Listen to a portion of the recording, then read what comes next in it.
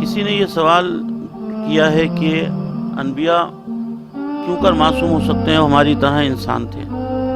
دیکھیں، یہ سوال یقیناً جس نے بھی کیا وہ مسلمان ہیں، اور ہم تمام مسلمانوں کا یہ عقیدہ ہے کہ انبیاء معصوم ہوتے ہیں۔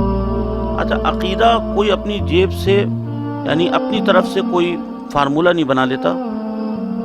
مسلمان اگر انبیاء کے معصوم ہونے پر عقیدہ رکھتا ہے تو پھر قرآن کی آیات اور احادیث بطور استدلال، بطور دلیل ان کے پاس موجود ہیں، اور پھر یہ تمام ملت اسلامیہ کا متفقہ عقیدہ ہے۔ تو جو چیز میں اجماع امت ہو تو وہ خود ایک دلیل ہے۔ کیسے ممکن ہے کہ پوری امت جو ہے ایک غلط عقیدے پر جمع ہو جائے؟ اور اگر یہ سوال کہ انبیاء کی عصمت کو سمجھنا مقصود ہے تو اس کو ہم عرض کر دیتے ہیں۔ انبیاء کی جو معصوم ہونا ہے وہ فرشتوں کی طرح نہیں ہے۔ فرشتے معصوم ہیں، گناہ کی قدرت ہی نہیں رکھتے۔ فرشتے چاہیں بھی تو خدا سے سرکشی نہیں کر سکتے، یعنی چاہ بھی نہیں سکتے سرکشی کا، ان کے اندر سرکشی کی خواہش ہی پیدا نہیں ہوتی، وہ معصوم ہے۔ لیکن اللہ نے انسان کو اشرف المخلوقات بنایا، یعنی فرشتے گناہ کی قدرت نہیں رکھتے، ان کے اندر خواہش ہی پیدا نہیں ہوتی، لیکن انسان کے اندر گناہ کی قدرت بھی ہے، جذبات بھی ہیں، اس خدا سے سرکشی کرنے کی اس کے اندر مثلاً طاقت ہے۔ لیکن انبیاء کے اندر بھی بے شک ہماری طرح انسان تھے، ان کے اندر جذبات بھی تھے، ان کے اندر قدرت معصیت تھی، لیکن ایک لمحہ بھی ان کے دل میں معصیت کا خیال پیدا نہیں ہوا۔ یہ ہمارا عقیدہ ہے تمام ملت اسلامیہ کا۔ اچھا، اب اس کو سمجھانے کے لیے ہم ایک مثال دیں۔ مثلا جس بندہ مومن کا سوال ہے ان سے ہم سوال کرتے ہیں، آپ نے اگر حج کیا ہے، جب آپ حج کرنے گئے تو کیا وہاں خانہ کعبہ کا طواف کرتے وقت کیا آپ کے دل میں کوئی برائی کا خیال آیا تھا؟ آپ جس مسلک سے بھی ہیں، آپ نماز پڑھتے وقت جب آپ نے بہت زیادہ خدا کی بارگاہ میں کبریائی کو مد نظر رکھ کر، اور کسی بھی وقت ہر انسان اس طرح نماز پڑھتا ہے، اس اللہ اسے توفیق دیتا ہے زندگی میں کہ اس کے دل میں یہ احساس ہوتا ہے کہ میرا کوئی نہیں، اگر کوئی ہے تو خدا وحدہ لا شریک ہے۔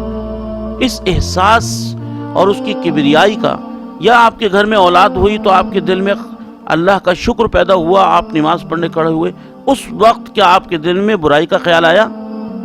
یا ہم دنیاوی مثال دیں، آپ کا بچہ فرض کریں بیمار تھا یا والدین بیمار تھے، وہاں آپ والدین کے پاس موجود تھے، اور کیا وہاں جب آپ کا دل اپنی اولاد یا ماں باپ کی محبت میں یعنی پریشان تھا، اور آپ کی ساری توجہ آپ کے ماں باپ یا جو بھی آپ کا عزیز تھا اس کی بیماری پر مرکوز تھی، ان کی محبت میں آپ کا دل تڑپ رہا تھا، تو کیا اس تڑپتے دل کے سامنے اگر کوئی نامحرم عورت آئی تھی تو کیا آپ کی نظر حرام متوجہ ہوئی تھی؟ نہیں ہوئی تھی، کیونکہ اس وقت آپ کے دل میں اپنی اولاد یا ماں باپ کی محبت تڑپ رہی تھی، موزن تھی۔ تو اب انصاف سے سوچیں کہ اگر آپ کے دل میں آپ کی والدین کی محبت یا اولاد کی محبت شدت اختیار کی ہوئی ہو، تو اگر کوئی گناہ کا مورد بھی سامنے نظر آ رہا ہو تو آپ کا ذہن اس طرف نہیں جاتا ہے۔ تو جب آپ کے ساتھ ایسا ہو سکتا ہے تو انبیاء علیہ السلام خدا کی پاکیزہ ہستیاں ہیں، برگزیدہ ہستیاں ہیں، ان کے دل اللہ کی محبت میں ہر وقت زندگی کے ہر لمحہ خدا وحدہ لا شریک کی کبریائی کو اور اس کی جلال کو مد نظر رکھتے ہیں، اس کی خدا وحدہ لا شریک کی محبت میں ان کا دل تڑپتا رہتا ہے، تو ان کا ذہن بھی برائی کی طرف اور گناہ کی طرف مائل نہیں ہوتا۔ آپ کا دل بھی برائی کی طرف مائل نہیں ہوا، متوجہ نہیں ہوا، جتنا دیر آپ کے دل ماں باپ کی یا اولاد کی محبت میں تڑپتا رہا.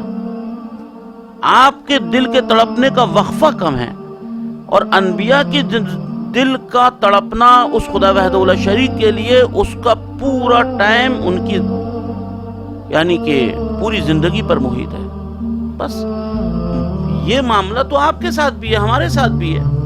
جب ہمارا دل تڑپ رہا ہوتا ہے اپنی اولاد کے لیے تو پھر اپنے ماں باپ کے لیے اس وقت جس وقت دل تڑپ رہا ہے ہمارا سامنے اگر کوئی گناہ کا مورد بھی ہو ہمارا ذہن متوجہ نہیں ہوتا. تو پھر اس بات کو سمجھنا بہت آسان ہے کہ انبیاء علیہم السلام اپنی پوری زندگی خدا ہی کے لیے تڑپتے رہے اور خدا وحدہ لا شریک کی جلال و کبریائی کو مد نظر رکھا. ان کا دل اللہ کی طرف مائل رہا، تڑپتا رہا. برائی کی طرف وہ ایک لمحہ بھی ان کا خیال برائی کا نہیں آیا. تو یہ بات کوئی ایسی نہیں ہے کہ جو میرے بھائی سمجھنا مشکل ہو یا ہم اس عقیدے کو متوجہ نہ ہوں. بہت واضح ہے، ہم اپنے اوپر توجہ کریں تو ہمیں سمجھ میں آ جائے گا کہ مسلمانوں کا جو عقیدہ ہے انبیاء معصوم ہیں.